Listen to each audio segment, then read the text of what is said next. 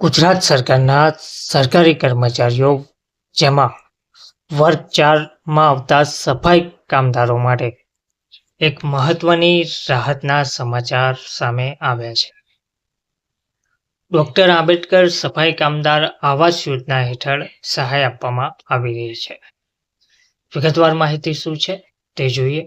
નમસ્કાર મિત્રો, સ્વાગત છે તમારું અમારી યુટ્યુબ ચેનલ. મિત્રો, ગુજરાત સફાઈ કામદાર વિકાસ નિગમ સંચાલિત ગુજરાત સરકારનું જાહેર સાહસ બ્લોક નંબર 1B1 વિંગ બીજો માળ, Karmayogi Bhavan, sector 10A, Gandhinagar doctor Ambedkar સફાઈ કામદાર આવાસ યોજના હેઠળ સહાયની જાહેરાત કરવામાં આવી છે. જેમાં પ્રથમ હપ્તામાં 30,000, બીજા હપ્તામાં 80,000 અને ત્રીજા હપ્તામાં 50,000, ચોથા હપ્તામાં 10,000ની સહાય આપવામાં આવશે.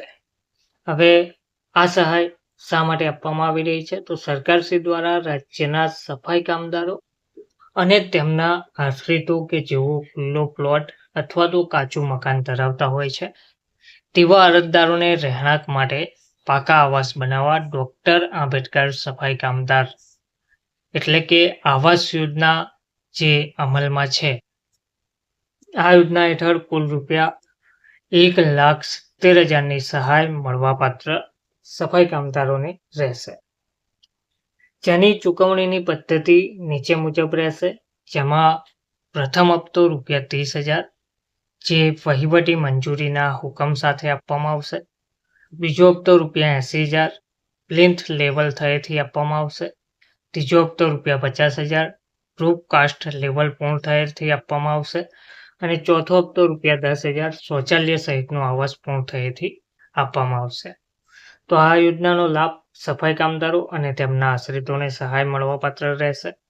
નાણાકીય વર્ષ 2026-27 દરમિયાન આ યોજનાનો લાભ લેવા માંગતા હોય તેવા અરજદારોએ https://esamajkalyan.gujarat.government.in પર ઓનલાઈન અરજી ફોર્મ ભરવાના રહેશે. ઓનલાઈન અરજી કરતા સમયે પોર્ટલ પર ઉપલબ્ધ માર્ગદર્શક સૂચનાઓ મુજબ જરૂરી સાધનિક કાગળો અરજદારશ્રીઓએ માત્ર ઓનલાઈન સબમિટ કરવાના રહેશે. જ્યારે સંબંધિત અધિકારીશ્રી જણાવે ત્યારે અસલ કોપી રજૂ કરવાની રહેશે.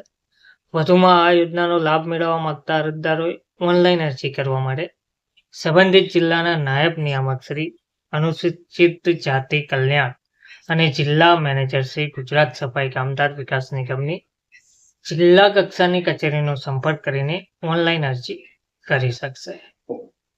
ધન્યવાદ.